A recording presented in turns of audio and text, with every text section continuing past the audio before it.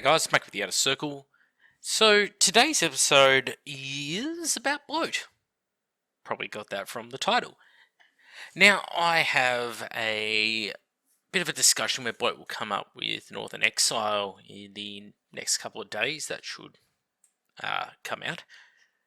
But I want to do my own little chat on that first as just a side topic to that, because not all of you are going to get over there and see that video, though I encourage you to when it does drop on his channel. There is a line to be drawn in these games, in all games in fact, and it's a line between narrative possibility and practicality, and practicability. What do I mean by this? Well, if we scroll through, look how many codexes there are here. How many of you could name all of the units in half of these? Can't be that many of you. What about a quarter of them? What about 3 books? I mean, it's a long list, right? I'm very curious because there are so many books, and I'm a fan of the franchise. I'm a fan of a fan of the universe of 40k, of Warhammer Fantasy. I like this world very much.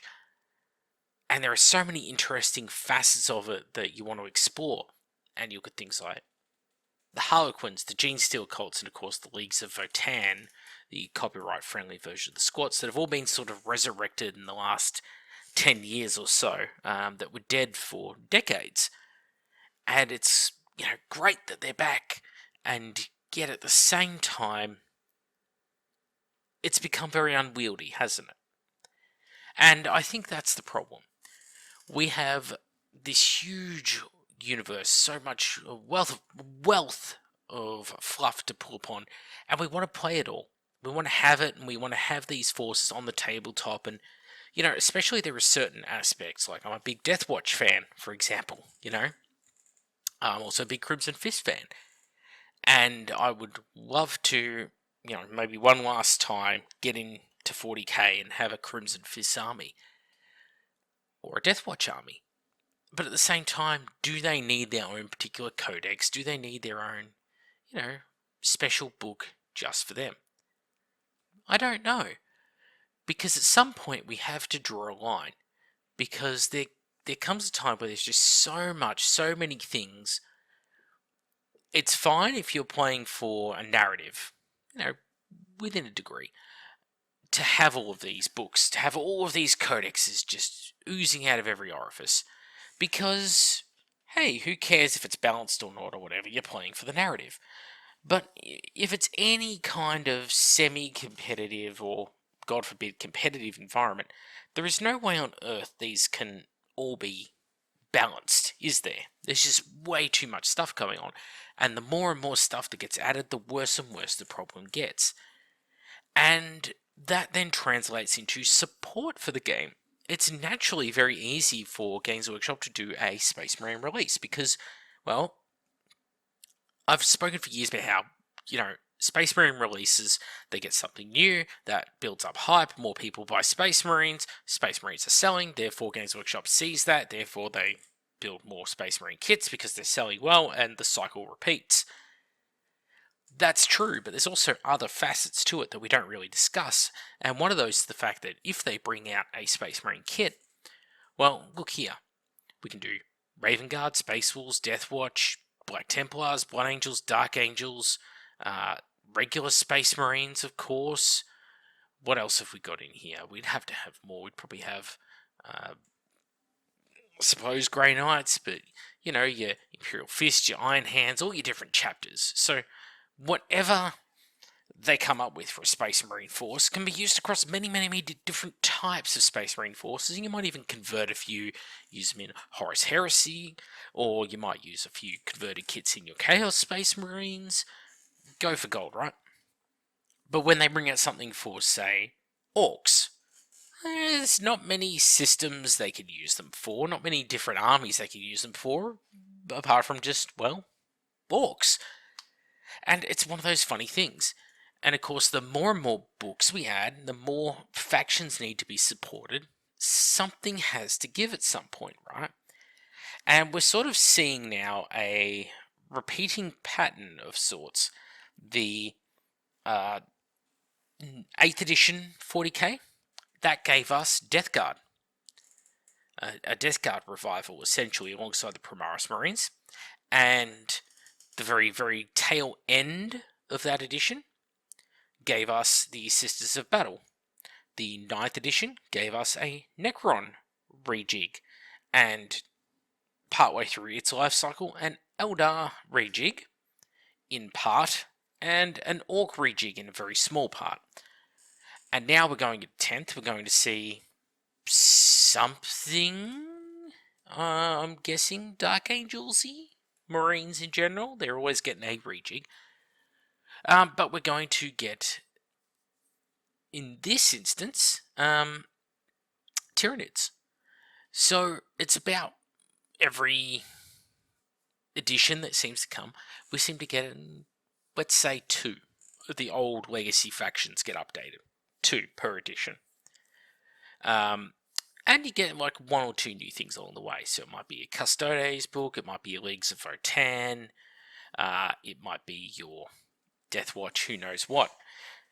So, and then of course, Chaos Space Marines get a rejig as well along the way, in little bits and pieces here and there. They're very afraid, it seems, to do the entire range for a faction at once. They do part of a faction, like a third of the models, and then they wait till the next edition. Maybe they'll do the other third of the models, something like that. I mean, Eldar, they're missing half their aspects still, haven't been updated since the 90s. You know, you hope that will happen in 10th, who knows. But the long-winded point I'm getting at here is they can't support it all. And if they're going to support something, they're always going to lean towards Marines. The release schedule is pretty much Marines, something else. Marines, something else. Marines, something else. You know, constantly churning out this stuff. And there's just so many damn Marine units. You couldn't count them all. You couldn't name them all. Especially because with their way that they've moved towards copyright lockdown, just trying to have an ironclad copyright case on all of the naming conventions for their stuff, it's made the names very forgettable. There are so many names within these factions that you just think, oh, that's just silly. You know, it doesn't, I don't know, it just doesn't stick. You don't get a name as good as Devastator anymore, or Havocs. You know, solid names that tell you the story of what the unit does. You don't get that anymore. You get Invictari. Victari, what are they? I don't fucking know. They invict stuff, but jokes aside, it's a real pattern that's happening with the game, and I'm wondering if there is any solution at all to it, because it is a major flaw within the game system, and the more you try to play it in a competitive manner, the worse that flaw gets, and in a narrative manner, then the bloat of having all these codexes doesn't matter as much, but the bloat of not having stuff supported does kind of matter, because, well, you wait forever for an upgrade. And it's a very consistent thing that we see. And I'm wondering what the end game is, what the end state is. Do we get another faction this edition? You know, we've had Sister Battle come back from death, we've had Harlequins come back from the dead, Genestealer cults come back from the dead, Squats come back from the dead. What's next? Do we get Space Rats? Do we get Harad? You know, do we get Old Ones? You know, Lizard Men in space? So we get Ratman and Lizard Men in space? I don't know. But something has to give, I feel like, within the game. There's just so much stuff going on. And also the size of some of these codexes is just out of all proportion, because I think you probably make an argument that 40% of the Space Marines codex is used a lot more than the other 60%. And I think that would apply to other really big codexes as well.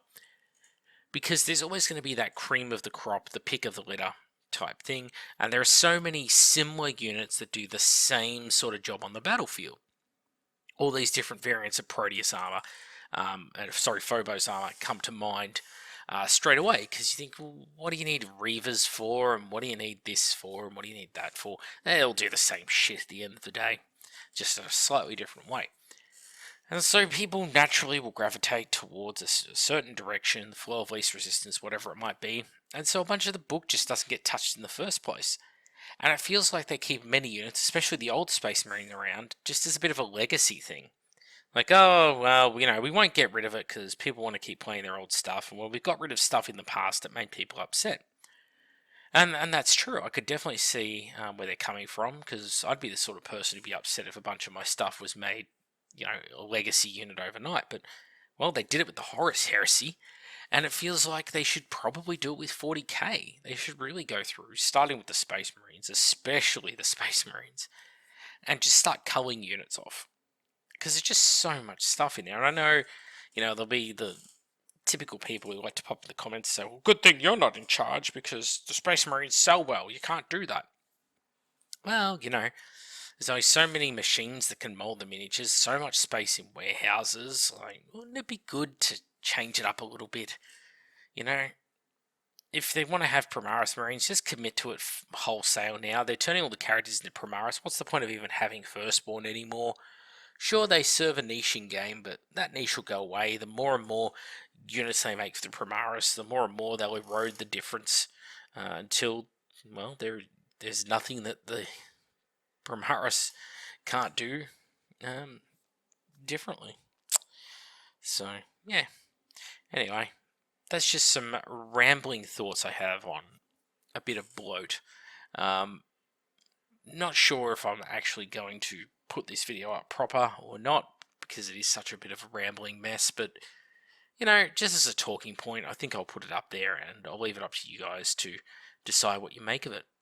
That's it from me, Mac with the Outer Circle. Thank you all for watching this episode, and I'll catch you on the next one.